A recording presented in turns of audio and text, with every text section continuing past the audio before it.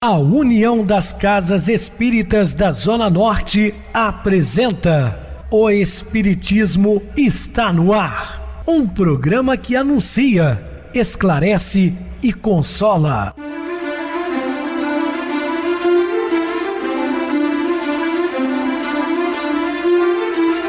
Não se turve vosso coração. Credes em Deus, credes também em mim. Na casa de meu pai há muitas moradas. Se assim não fora, eu vou-los teria dito, pois vou preparar-vos lugar.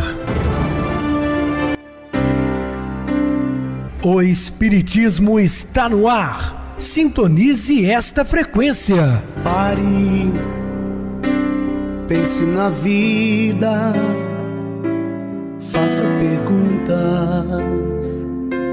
Uma ótima noite para você, muito obrigado pelo carinho, pela sintonia. Rádio Clube FM, sua voz e a nossa voz. Estamos no ar de segunda a sexta, desde 2014 pela emissora. Depois também passamos a transmitir o programa via YouTube. O canal é Viver _ Melhora. Se inscreva, deixe seu like, sua opinião é sempre importante para nós. O acesso ao YouTube, digite Espiritismo está no ar, lá encontrarão vários programas, inclusive o do dia. Recebo carinhosamente minha querida amiga expositora espírita Isa Rita. Uma boa noite, seja muito bem-vinda. Pedrosa, boa noite a todos os ouvintes. Estamos aqui, como sempre, com muito amor no coração, para estudar o Evangelho de Jesus. Com isso, vamos ao programa. Sim, Isa, vamos ao programa hoje falando a caminho de Emaús. Dúvidas? Entre em contato conosco através do WhatsApp da Rádio Clube FM, que é 0 operadora 32 99932 7758. Quer falar comigo? Utilize a TIM 988012675. WhatsApp 9844949, novamente 59. O e-mail espiritismoestanoar@hotmail.com. Interajam conosco, façam perguntas, tirem dúvidas, podem dar sugestões ao programa. Estamos à disposição de todos os ouvintes. Vamos agora para aquele momento muito especial que é o nosso momento de oração. Sintonize esta frequência. O Espiritismo está no ar. Momento de oração. Meu Deus, dá-me maior compreensão para com os outros, que eu possa enxergar além das aparências, entender o que carregam no fundo do ser. Não me deixe ficar irritada ante o olhar frio e a palavra rude, que escondem apenas sofrimento e revolta. Nem frente ao gesto nervoso, porque oculta ansiedade ou angústia. Não me deixe ficar descontente com os esquivos, porque carregam a timidez. Não me deixe ficar indignada com a crítica destrutiva, porque reproduz a insegurança do seu autor. Não me deixes ser atingida pelos que me desprezam, porque agem temendo a minha presença. Quero compreendê-los melhor e olhá-los como tu os olha, por dentro, no que de melhor pensam e sentem. Com este olhar verei que são teus filhos e que têm a luz e a vida que vem de ti. De visão ampliada, obterei também maior entendimento de mim mesma e corrigirei minhas imperfeições. Gratidão, Senhor. Estamos apresentando O Espiritismo está no ar. Meus amados irmãos, estamos de volta com o assunto da noite, falando a caminho de Emaús. E eis que no mesmo dia iam dois deles para uma aldeia que distava de Jerusalém 60 estádios. Era muito comum utilizar essa marcação, de estádios de futebol. Mas nota-se que era muito perto. Então eles saíam para ir para essa aldeia pequena chamada Emaús. Iam falando entre si de tudo aquilo que havia sucedido. E aconteceu que, indo eles falando entre si, fazendo perguntas um ao outro, o mesmo Jesus se aproximou e ia com eles. Mas os olhos deles estavam como que fechados para que não o conhecessem. Ou seja, meus queridos irmãos, muito fácil de compreender, Jesus estava na sua forma perispirítica, ou seja, no seu corpo astral. Eles viram, mas não reconheceram, como aconteceu com Maria de Magdala também, logo após o aparecimento do mestre diante dela, quando ela pergunta a um suposto hortelão quem tinha violado o corpo, o túmulo de meu mestre. E ele disse para ela: então não me reconheces, Maria? És tu, mestre, não me toques porque não voltei ao Pai. Ou passaria a mão ao vento, ou ele também estava com fluidos deletérios trazidos das regiões umbralinas, quando foi ele pregar para os espíritos aprisionados a época de Noé, registrado por Pedro, sua primeira carta, 19, versículo 1. Então, observem que Jesus estava no seu corpo astral, o corpo físico de Jesus, mais tarde se decompôs como qualquer mortal. E ele lhe disse: que palavras são essas que caminhando tocais entre vós, e por que estás tristes? E respondendo um cujo nome era Cleopas, disse-lhe: és tu só peregrino em Jerusalém e não sabe as coisas que nela têm sucedido nestes dias? E ele lhes perguntou: quais?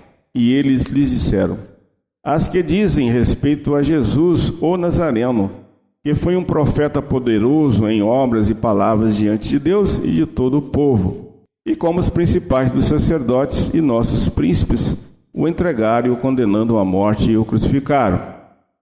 E nós esperávamos que fosse ele o que remisse Israel, mas agora, com tudo isso, é já hoje o terceiro dia desde que essas coisas aconteceram.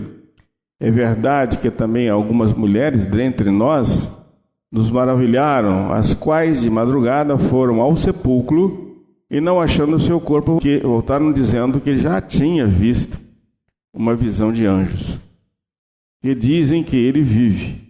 E alguns dos que estavam conosco foram ao sepulcro e acharam ser assim como as mulheres haviam dito, porém não ouviram. E eles lhes disse: ó nécios e tardos de coração, para crer tudo o que os profetas disseram, porventura não convinha que o Cristo padecesse essas coisas e entrasse na sua glória? E começando por Moisés e por todos os profetas, explicava-lhes o que deles se achavam em todas as Escrituras. Então, Jesus chama a atenção, Honestos e tardos. Na verdade, são pessoas que não compreenderam nada das suas mensagens e também das anteriores, como ele cita o próprio Moisés. E chegando à aldeia, ele fez como quem ia para o mais longe. E eles o constrangeram, dizendo: fica conosco, porque já é tarde e já declinou o dia. Então já estava à noite, Ficaram então com pena daquele peregrino. E entrou para ficar com eles. E aconteceu que, estando com eles à mesa, tomando o pão, abençoou e partiu e lhe o deu. Abriram-se-lhes então os olhos e conheceram, e ele desapareceu-lhes. Vejam só. Então ele, tomando o pão, partiu, deu-lhes, e nesta ação eles perceberam que tratava de Jesus de Nazaré. E logo a seguir ele simplesmente desapareceu. Como que alguém com corpo físico pode desaparecer? Pergunto. Contrariando a lei da natureza, da física? Claro que não, ele estava no seu corpo astral, isso é prova concreta. Quando Tomé duvida, ele materializa, ele usa um fenômeno de materialização, nem assim Tomé o toca. Também, como ele ia adentrar as portas fechadas, passando pelas paredes, num corpo físico denso, bruto? Claro que não, Jesus estava no seu corpo astral, em espírito. E disseram um para o outro: porventura não ardia em nós o nosso coração, quando pelo caminho nos falava o quanto nos abria as Escrituras? E na mesma hora, levantando-se, voltaram para Jerusalém, ou seja, mesma noite, e acharam congregando os 11, porque Judas já tinha partido, E os que estavam com eles, os quais diziam: ressuscitou verdadeiramente, o Senhor já apareceu a Simão. E eles lhes contaram o que lhe acontecera no caminho, e como deles foi conhecido no partir do pão. Lucas capítulo 24, versículo 13 a 35. A gente sempre fala os capítulos e versículos para que o irmão ouvinte possa pesquisar em seus exemplares bíblicos. O acontecimento ocorrido na estrada de Emaús diz respeito à aparição de Jesus a 2 discípulos após a sua crucificação, atestando dessa forma a sobrevivência do Espírito. Jesus apareceu aos seus discípulos, apóstolos e aos seguidores, em 4 diferentes ocasiões depois da crucificação, aparição que são denominadas ressurreição. Voltando no tempo, um pouco antes da ressurreição, sabemos que Jesus foi sepultado no dia do martírio na cruz, possivelmente no final da noite de sexta-feira, Lucas 23, 54, dia conhecido como preparação para a Páscoa judaica. Marcos 15:42. Por José, rico judeu da cidade de Arimateia. Mateus 27:57-61. Marcos 15:42. Auxiliado por Nicodemos. João 19:39-40. E observados por Maria de Magdala e outra Maria, possivelmente mãe de Tiago, filho de Alfeu. Mateus 27:61. Tiago menor, que é o filho de Alfeu. Tiago maior é o filho de Zebedeu. No dia seguinte, o da preparação, no sábado, um grupo de sacerdotes e fariseus procuraram Pilatos e solicitaram uma guarda para vigiar o sepulcro, justificando que Jesus afirmava que iria ressuscitar no domingo de Páscoa, 3 dias após a crucificação, registrado por Mateus, no capítulo 27, versículos 62-64. Pilatos ordenou que a pedra do sepulcro fosse selada e que uma guarda ali permanecesse ininterruptamente. Mateus 27, 65-66. Todo esse controle se revelou inútil, porque no raiar do dia de domingo, Jesus apareceu a Maria de Magdala, também a Salomé, esposa de Zebedeu, e a Maria, mãe de Tiago menor, registrado por Lucas, capítulo 16, versículo 1. Veja também a anotação da própria Bíblia de Jerusalém, referente à identidade das mulheres citadas em Mateus capítulo 15, versículo 40, e outros evangelistas. Lucas falava também da presença de uma certa Joana, Lucas 24, 9 e 10. É a Joana de Cusa, que nós sabemos que hoje é a Joana de Ângeles. Mais tarde, no mesmo dia, Jesus apareceu a 2 discípulos na estrada de Emaús, Lucas 24, 13 e 35. Manifestou-se também aos apóstolos quando esses se encontravam à mesa, Marcos 16, 14, censurando-lhes a incredulidade a respeito da ressurreição. Tornou-se visível a Pedro, Tomé, Natanael e os filhos de Zebedeu, ou seja, Tiago e João, e mais 2 discípulos não identificados no Evangelho, João 21, de 1 a 17. Junto ao lago do Tiberíades, a última aparição de Jesus, e a sua ascensão ao céu aconteceu em Betânia, Lucas, capítulo 24, versículos 50 a 53. Então nós estamos passando aqui informações também bíblicas dessas aparições de Jesus após a sua morte física, mostrando que a morte não existe, que o Espírito continua vivendo além do túmulo. E eis que no mesmo dia, em dos deles, para uma aldeia que distava de Jerusalém, 60 estágios, como o Pedrosa já explicou, cujo nome era Emaús, e iam falando entre si de tudo aquilo que havia sucedido. E aconteceu que, indo eles falando entre si, fazendo perguntas um ao outro, o mesmo Jesus se aproximou e ia com eles. Mas os olhos deles estavam como que fechados para que não o conhecessem.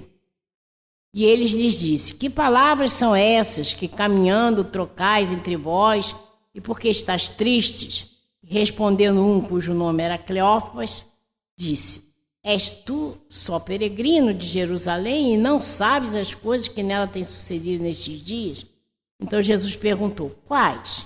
E eles disseram: as que dizem respeito a Jesus, o Nazareno, que foi um profeta poderoso em obras e palavras diante de Deus e de todo o povo, como principais sacerdotes e os nossos príncipes o entregaram a condenação de morte e o crucificaram. Lucas, capítulo 24, 13 a 20, versículo. Então, segundo o registro de Lucas, 2 discípulos, Cleópatros, em grego, que é o pai famoso, que seria isso, o significado, e outro desconhecido, caminhava de Jerusalém para Emaús, nome que literalmente significa águas quentes, uma cidade que está a 12 quilômetros para o norte, e seria um dia de Páscoa. Então a gente vai vendo a importância dessa passagem, né? Porque Jesus ali naquele momento vai registrar que a morte não existe. Ele está ali em espírito, né? O que a gente sabe que a doutrina espírita muito bem explica isso. Lembrando que Jesus, quando esteve aqui, disse que não poderia falar tudo, mas mandaria o Consolador para explicar muito bem todos os seus ensinamentos. E nós sabemos que esse Consolador prometido é a doutrina espírita, que mostra para nós que realmente a reencarnação existe, né? Ou seja, ora estamos encarnados, ora desencarnados. Então, reencarnar, adquirir uma nova carne, Então é a oportunidade que nós temos, né, de estarmos reencarnados com o objetivo de progredir espiritualmente, chegarmos a sermos quase perfeitos, não é não? Porque perfeito, como disse Jesus, só Deus, nem ele se pôs como perfeito, como disse. Aí nós vamos entender que essa passagem é muito importante, mostrando que realmente a morte não existe. Jesus estava ali, mostrando que ele voltou, né? E que nós, então, podemos voltar à carne tantas vezes quanto for necessário para o nosso crescimento espiritual se dar. Deus não tem pressa, ele só nos dá essa oportunidade, né? Outra coisa que é importante a gente falar assim, os nomes, na realidade, nem são tão importantes, por isso que colocou Cleopas, um deles. O outro é desconhecido, podia ser qualquer um de nós que estivéssemos lá para testemunhar que Jesus estava vivo, né? Estavam abatidos e desiludidos e discutiam os acontecimentos terríveis de alguns dias antes, quando um estranho juntou-se a eles, manifestando ignorância da história que tanto os comovera, e eles explicaram sobre Jesus crucificado e como nós esperávamos que fosse ele quem iria redimir Israel. Lucas 24, capítulo 24, 21. A gente tem que lembrar que o povo de Israel esperava Messias, achando que ele seria um guerreiro que ia libertá-los das garras dos romanos. Por isso, muitos não reconheceram a magnanimidade de Jesus, que veio trazer para nós o caminho, a verdade e a vida, e não trazer as armas para lutar contra o domínio romano. Então, por isso, eles não entenderam quem era Jesus, que era realmente o Messias, qual era a missão dele. Então, muitos se desiludiram porque acharam que ele, como tudo aquilo que ele mostrou ser, por que ele não os libertou das garras dos romanos, né? Foi uma decepção para muitos deles, né? Isso aí é outra coisa que é chamada a atenção.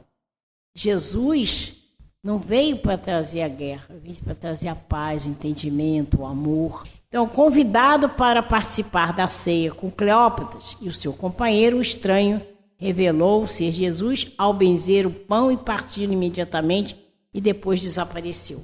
Foi aquele momento que ele mostrou para eles a maneira com que ele partiu o pão. Então, ele se identificou naquele gesto calado. Então, é isso aí que a gente tem que entender. Nós temos os ensinamentos e nós precisamos colocá-los em prática. Jesus espera de nós isso aí. Ele está em nós, no nosso coração. Mas ele espera que cada um de nós pegue os seus ensinamentos e os coloque. Os dois voltaram com pressa para Jerusalém para levar notícia aos outros discípulos, e enquanto isso Jesus aparecia para todos. Então, apesar do sofrimento que traziam na alma, os discípulos seguiam em diante, trocando entre si ideias a respeito do martírio do seu Messias. Traziam os olhos fechados, como assinala aqui o texto evangélico, possivelmente para qualquer tipo de percepção decorrente da desarmonia íntima produzida pelo trauma emocional da crucificação. A gente tem que entender o seguinte, como era difícil para todos eles, para todos os apóstolos, os discípulos de Jesus. Jesus chegou num momento em que o homem vivia no olho por olho, dente por dente, e vem aquele homem falando de amor. A gente para pensar como foi difícil para aqueles primeiros que receberam os ensinamentos de Jesus, ter todo aquele entendimento. Eles estavam preparados para isso? Estavam. Jesus escolheu um a um os seus discípulos para levar a boa nova, para depois dele continuar levando seus ensinamentos. E a gente para pensar em nós. Nós somos esses discípulos hoje. Nós somos os trabalhadores da última hora. Qual o mérito para isso? Nenhum. Nós já fomos chamados a tantas outras reencarnações e não correspondemos. Mas agora chegou a hora, como diz Bezerra de Menezes, não podemos só ficar interiorizando o conhecimento. É importante o conhecimento, sim, para a gente saber o caminho. Mas se a gente não começar a usar a boa vontade e colocar em prática esses ensinamentos, nós vamos perder a nossa reencarnação, né? Então, vamos ver aqui como Jesus vai se mostrar para eles, né? Jesus seguia-os, qual amigo oculto, fixando-lhe a verdade no coração com formas verbais, carinhosas e doces. Esse foi o objetivo de Jesus. Estou vivo, meus ensinamentos têm que ser seguidos e são eles a verdade e a vida que devem ser colocados em prática. Então, grande parte do caminho foi atravessado em companhia daquele homem amoroso e sábio, que ambos interpretaram por generoso e simpático desconhecido. E somente ao partir do pão ele reconhece o mestre muito amado. Os dois aprendizes não conseguiram a identificação nem pelas palavras, nem pelo gesto afetuoso. Eles estavam muito conturbados com tudo que estava acontecendo, meio que decepcionados, tristes, um trauma muito grande, como fala aqui, ao verem Cristo crucificado. Então, eles de imediato não reconheceram. Então, Jesus, naquele gesto de partir o pão, se fez identificado, né?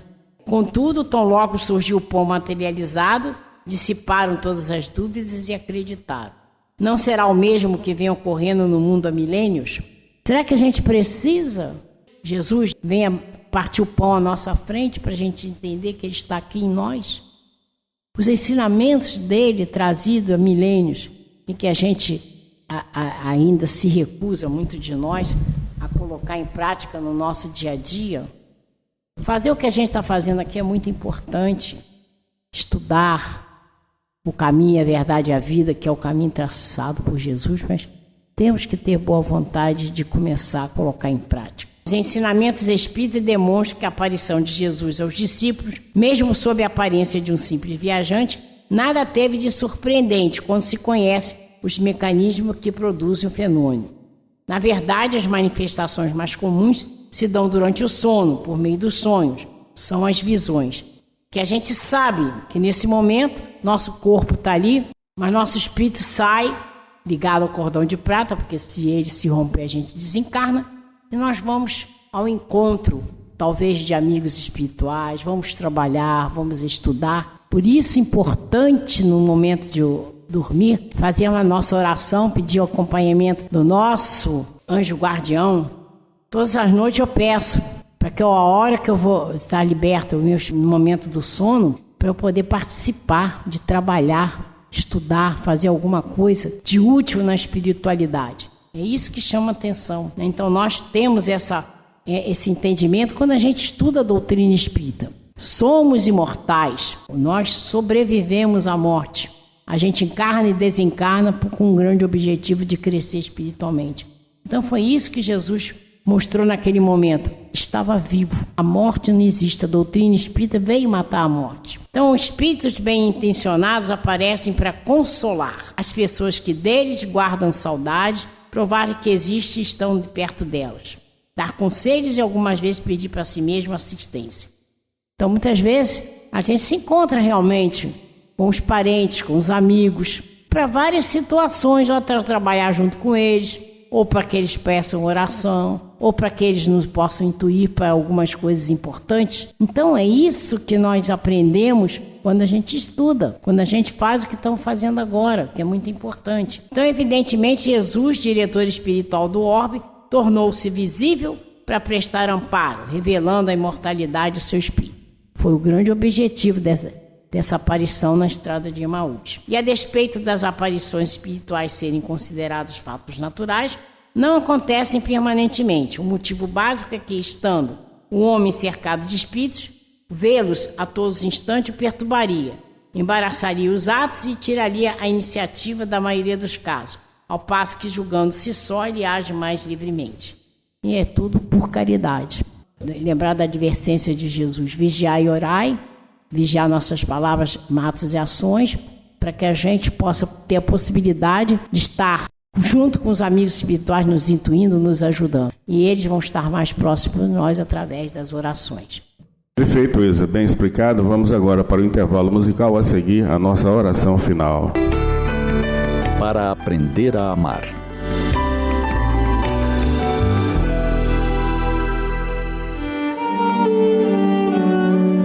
Se quiséssemos sintetizar o objetivo da vida em apenas uma palavra, com certeza seria com o verbo amar.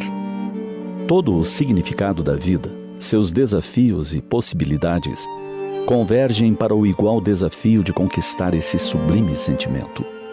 Amar é lição que se aprende. Não se trata de conquista comum que surge de graça. Como todo aprendizado, é necessário querer.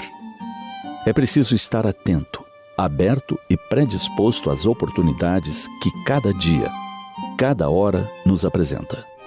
Os desafios do relacionamento são um gigantesco convite, uma grande oportunidade para aprendizado do amor. Natural que nos surjam algumas indagações. Como aprender a amar alguém desconhecido ou aquele com quem temos pouco contato? Afinal, há um número expressivo de pessoas que ainda não contam com nossa afetividade, com as manifestações do nosso amor.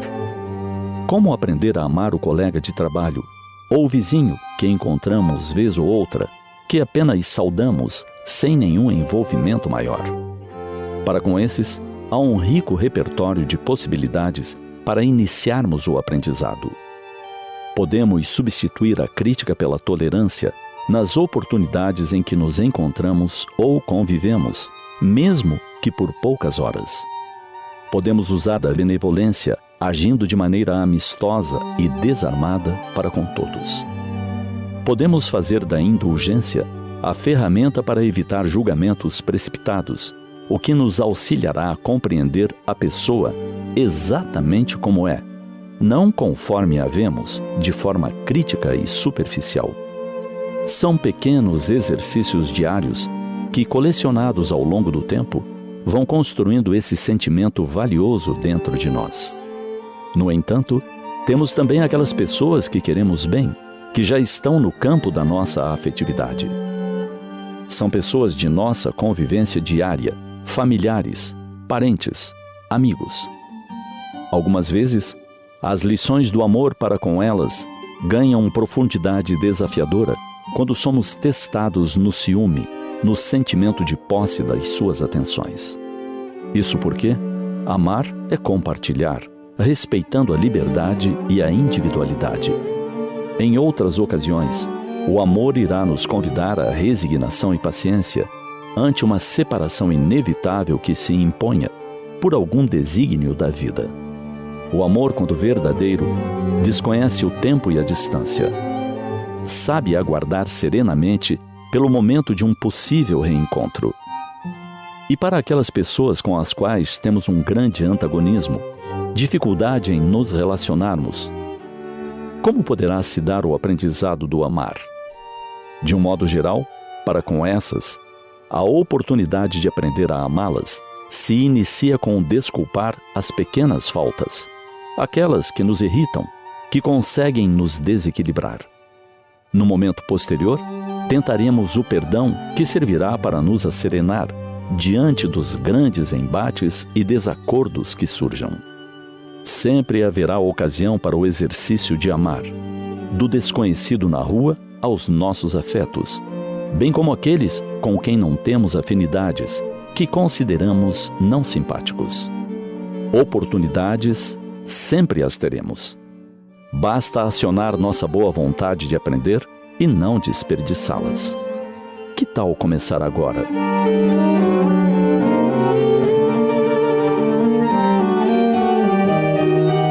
Sintonize esta frequência. O Espiritismo está no ar. Momento de oração. Queridos e amados irmãos em Cristo, este dia é seu melhor tempo, um instante de agora. Se você guarda inclinação para a tristeza, este é o ensejo de meditar na alegria da vida e de aceitar-lhe a mensagem de renovação permanente.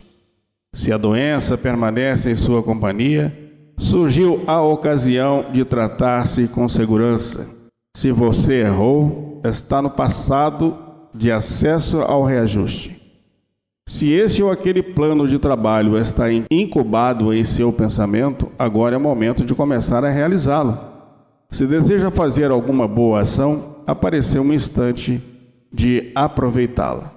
Portanto, este dia é um presente de Deus em nosso auxílio, de nós depende aquilo que venhamos a fazer com ele. Portanto, todos nós temos a oportunidade de a cada dia nos tornarmos melhores e aproveitarmos o dia dado por Deus. Depende de cada um. Pensemos nisso. Muita paz, que Jesus nos abençoe. Minha querida irmã Isa Rita, suas despedidas. Boa noite, Pedrosa, boa noite a todos os ouvintes. Agradecidos estamos por ter participado desse banquete de luz, que são os ensinamentos de Jesus, muito importante para todos nós, para o nosso crescimento espiritual. Pedimos a Deus que abençoe todos nós e até um próximo programa. Boa noite para vocês, muito obrigado pelo apoio aqui no programa. Boa noite também a todos os amados irmãos ouvintes do YouTube, internautas do Brasil, do exterior, nossos irmãos da Zona Norte e de Juiz de Fora que nos acompanham com a rádio local 87,9 Rádio Clube FM. Continuem ligados ouvindo a nossa próxima atração, o programa Batidão com o DJ Tico. A seguir, na voz de Ailton Moreno, o Encontro Central. Boa noite a todos e até amanhã, se Deus quiser.